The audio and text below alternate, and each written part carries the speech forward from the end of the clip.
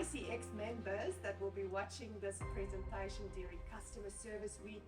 Customer Service Week is such a great opportunity for us to just refocus again, just to evaluate again, how are we serving each other and how are we serving the customers in our environment. So this morning, I've invited you to say, you know, there's a couple of things that you can do to really differentiate your brand. And most brands are not doing it. Most leaders are not doing this. Most people are so operationally involved that they rarely sit back and say, oh, I think there could be a different way of doing this. So I want to share with you that different way of doing it. I'm not saying it's easy, but I'm saying it's pretty simple.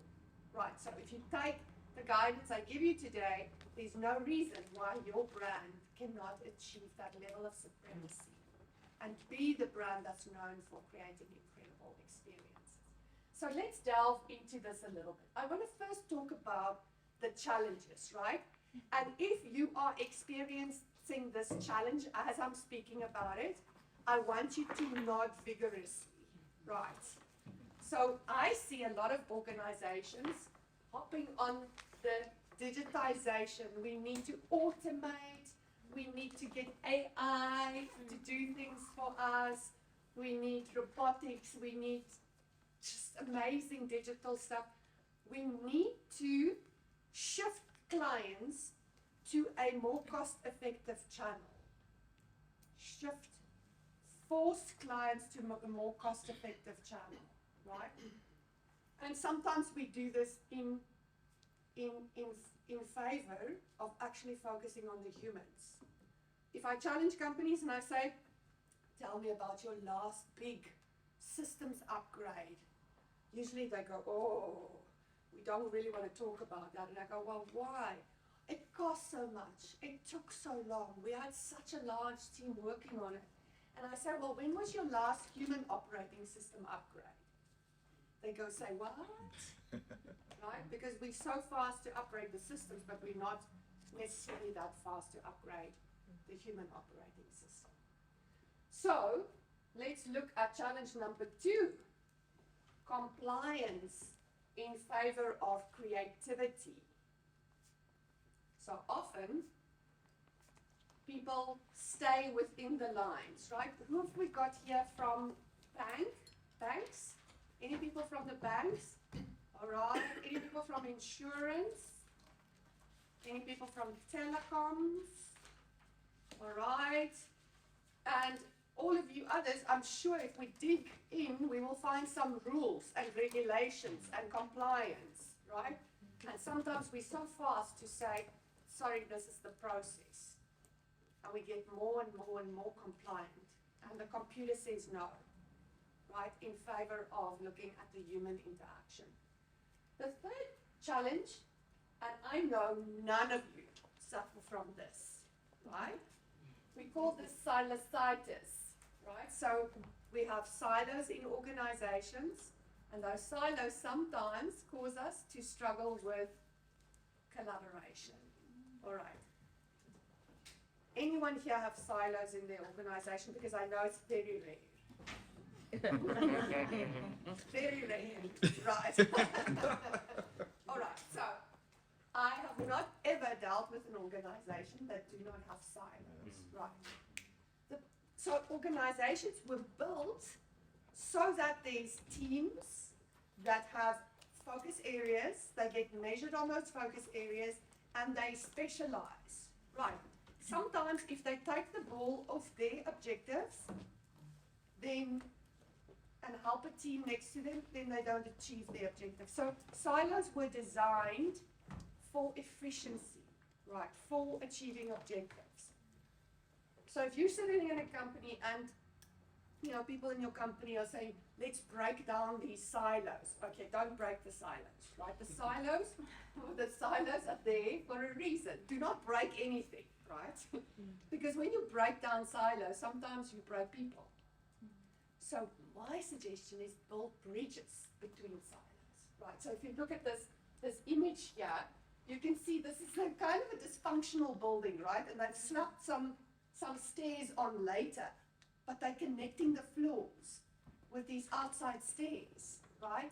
So if you're in an organization where you have that feeling there's always a us and a them, when something goes wrong, they go, no, it was those people, those people, those two people there, right? You hear the language. So we want to make sure that we build strong relationships inside our organizations and that we give people in the silo skills to negotiate with each other, skills to really listen to each other, and the rituals where we can sit down and have a meeting and decide how are we going to hand off to you.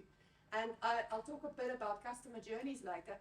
Customer journeys are very effective to actually show you how the silos should be working together to all serve the customer.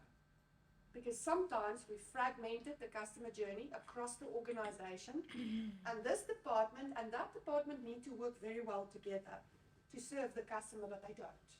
They don't work well together, and then the customer has to navigate the organization, and that's when you get that, I'm sorry, sir, this is not our department. Let me put you through. Oh, no, I can't even put you through. I need to give you the number, right? And then you get passed in the organization. This is not anything unique, but that's usually a sign of silos in the organization. Yes. You agree? Mm-hmm. Yeah. All right. So the good news is acknowledging it is the first step. And then from there on, we can be smart about some design. And I'm going to show you the fastest way to differentiate your organization. I'm going to show you that this morning. All right. So the common thread in this, what do you think is the common thread in what I've shown you? What are we neglecting? The human. The human, yes. Yes, we're neglecting the human. The human is the common thread, right? Organizations are powered by people, right? Think about the people as the engine of the organization. And sometimes we look after the technology better than what we look after the people who power the organization. So, let me share with you a blueprint, right? And you will get a copy of this blueprint for download so that you don't have to redraw it, right? All right, so let's delve into this blueprint because this is the recipe. This is how you become more client-centric. This is how you achieve that level of excellence. So we're going to start with the customer, right? There's not an organization on the face of this earth that doesn't say, we aim to be customer-centric. Now, what does that mean? The first mistake we make with the customer is we broadly segment customers, right? We've got segments. So we broadly segment that customer, and the segments typically look like this. Our ideal target market is women in the age group 25 to 35 with 1.8 children. And I go, what? You said what? I wish I had 1.8, not 3, right? So we make these segments not human, right? Like I would love to be a woman between 25 and 35, but I can no longer misrepresent my age like that, right?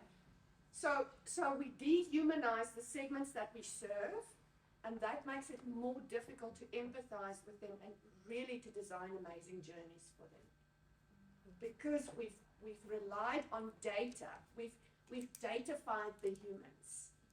Because we put those numbers in a spreadsheet and we average it, and that's how we get to 1.8 children. So it's really important to get back to the human. You rarely have a single person making a decision about your brand, right? Even if they are a single person, they're still not making decisions about your brand by themselves, right? Some of them are families. Some of them are influenced by a spouse. Some of them are influenced by their parents. Some of them are influenced by their friends. So if we say we market to a specific segment and we market to an individual, we're actually getting it wrong because we're marketing to potentially a system of people, right? So even in, I think about a great example in banking, right? If I look at my banking choices, I remember being 6 and having a Sambo account, right? It was a great, solid bank, and they focused on children's accounts specifically. So when you open your account, they had a really nice picture on the card. You got this toy, this puzzle with which you move blocks around, and there were bees on this puzzle, right? We now go about 45 years back, people. So I can remember how I spent hours moving this puzzle around, right? It was such an early brand experience for me that unfortunately they no longer exist as a bank, but if they did, I would be banking with them because that was my first experience, right? Throughout my life, early days of going to uni, my parents played a big role in where I went, right? Because I had to have a study loan.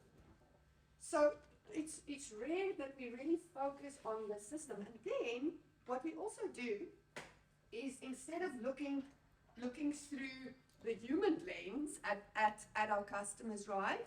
We look through our lens, our process lens, and our product lens. And we don't understand that, you know, if I ask people, I work with a group of store managers for a retail, for a fast-moving consumer goods store in South Africa, Pick n Pay. And I said to them, where does your journey start? They said, the landing strip. I go, you say what? A landing strip? They go, yes, it's that part of the shop where you come in, right? There's normally crates with the specials, and I go, I'm sorry. My journey with you doesn't start there. My journey with you starts when I get home and my middle child is always hungry. He says, Mommy, I want a sandwich. And I go, oh, there's no bread. He goes, and I want milk with my sandwich, and there's no milk. That's when my journey starts, is with the realization that I'm missing something, right? Then, as I go down the steps in this journey, I drive to the store after I've put all the kids back in the car, right? Shouted at them, safety belts on, don't say anything, I'm very stressed, I fight through traffic. I get to the store, now I'm not in the landing strip yet, I need to park, right? I find a parking next to a beautiful white 4x4, brand new, out of the box, right? This is the story happening inside of me that Pick n Pay doesn't see, right? I look at this car, I go, one day I'm gonna have a car like this. And I look at my car and I go, I'm grateful for you, but I wish you would be right? Out of this car slides a woman in her gym clothes. Beautiful hair, makeup. She obviously hasn't worked out, but she's like wearing I don't know, size 8. She slinks out of that car. I call her gym mom, right? And I look at her and I go, no, never, one day. No, it'll never happen. Right? And I pray, my children, please be good children in the store. I don't want to shout at you in front of Gym Mom because I already feel so inferior when I look at her car and her makeup and her gym clothes. And, right, so I go into the store. Usually I put my kids in the trolley. That's the least damage that they can do. Right, now that they're teenagers, they don't fit in the trolley anymore. So I've got 2 in the trolley, 1 next to the trolley, and I go, please, please, please. Where do they put the milk and the bread in the shop? Out of the back. Opposite back corner, right? So I have to navigate the aisles, right? So we go through the homeware, that's still all right. Then we get to the sweets. Then we get to the toys, okay? They make it so hard, right? By aisle 3, because I've got to get some little few things in between, by aisle 3, I'm shouting at my children saying, I am not your mother, although I brought you into this life, without an epidural for 18 hours, I will fucking take you out of my house. Right? And around the corner comes Jim Mom, and she's smiling, and she's walking like she never worked out today. And Pick and Pay doesn't know my story. So by the time I get to the till, there's 8 tills. Only 2 is open. Okay? And I lose my shit completely. Who am I angry with?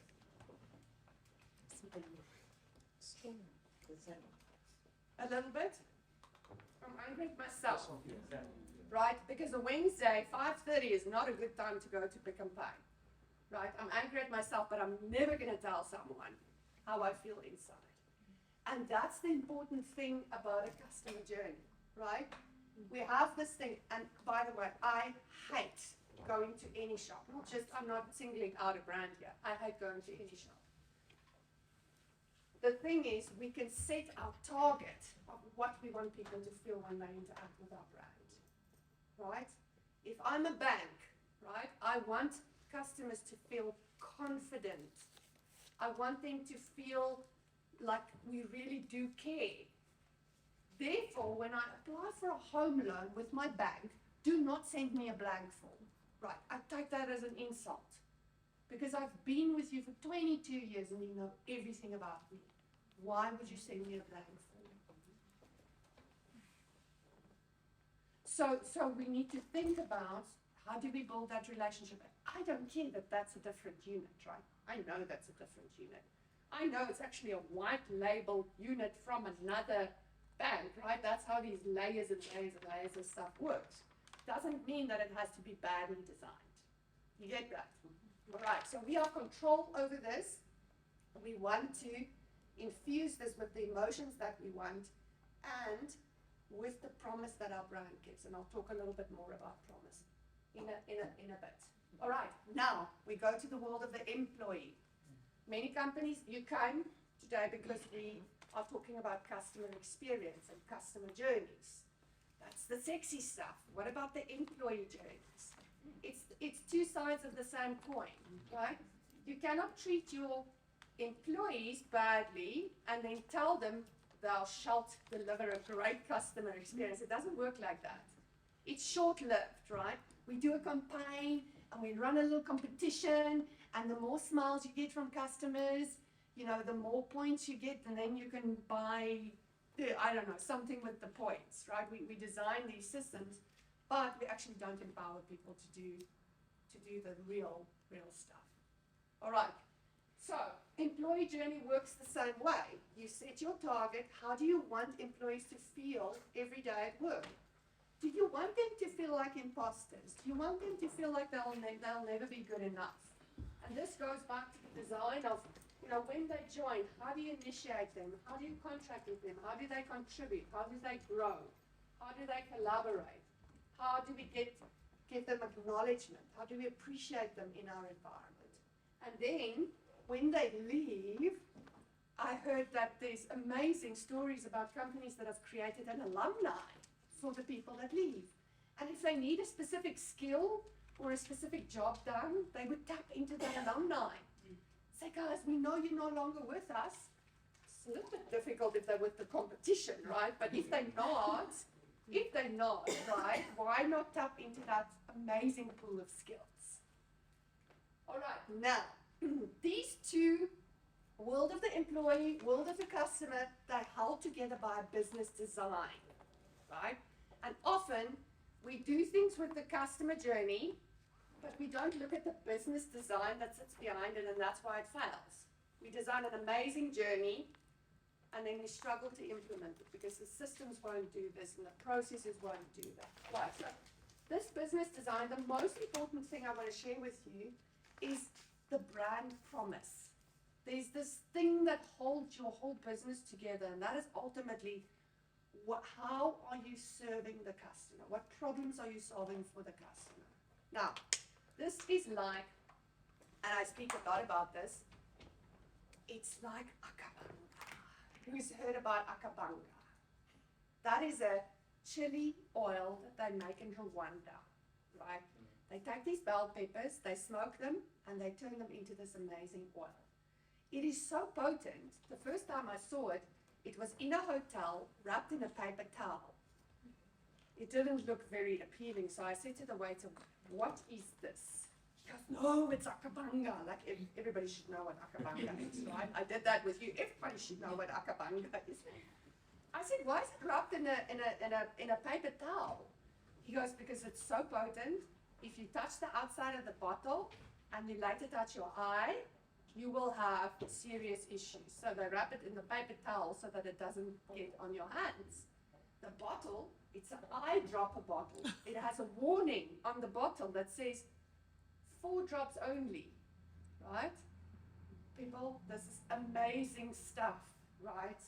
So when I came back from Rwanda and I went through customs, I opened my suitcase and I mean the akabanga, it's so potent, it starts singing, you know, like, ah. They said, "What is this?"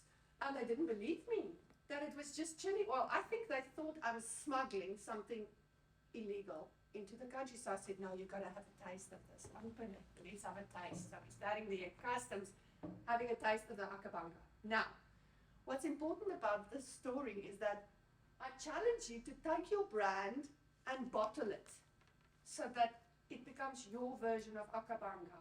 The amazing thing is, I went on to be so addicted to akabanga that I always had a bottle in my handbag, in a Ziploc bag, right? Because if it gets on your stuff, it's bad news. I would eat food to have akabanga, not the other way around, right? And the akabanga makes me happy. It makes me feel energetic. If you took the label off it, I would still know that it's akabanga. And I want to challenge you with that, because a bank is a bank, right? A bank account is a bank account. Life insurance is life insurance, right? It's regulated by the same set of rules. It's the akabanga that makes it different. If I strip off all your logos and I didn't know who I'm dealing with, I need to feel it. I need to know that it's you. And that's not just a marketing campaign. That's about designing this journey with your promise in there. And when you look at complaint sites, you would have experienced this. If you did, raise your hand. When customers complain, they go, "But your billboard says," right? "But this box says it's going to do this and this and this, and it doesn't."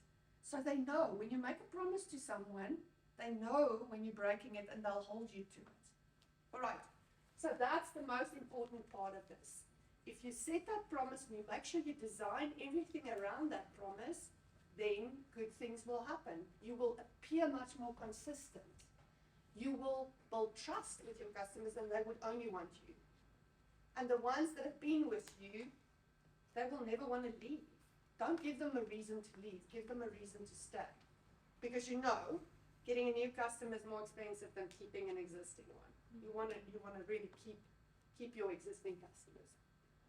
All right, now another piece of the puzzle is these third-party service providers. Remember I said the white labeling, right? So sometimes you have someone that delivers the service to you, but they need to pretend like they're you. Let's take a good example. You go to any corporate, who's the first person you meet? Security, right? Some people might have thought reception.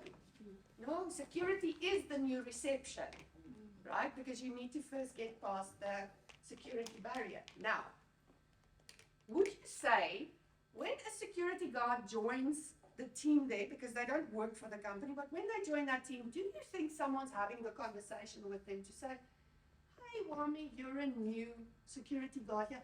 I want to share our brand promise with you. And you know what? If our brand promise is to really care for you, right? When people sign in the book, I want you to make sure that the pages are white and crisp, right? The clipboard that you use must be clean, right? If this clipboard starts looking not so cool, you tell us and we give you a new clipboard.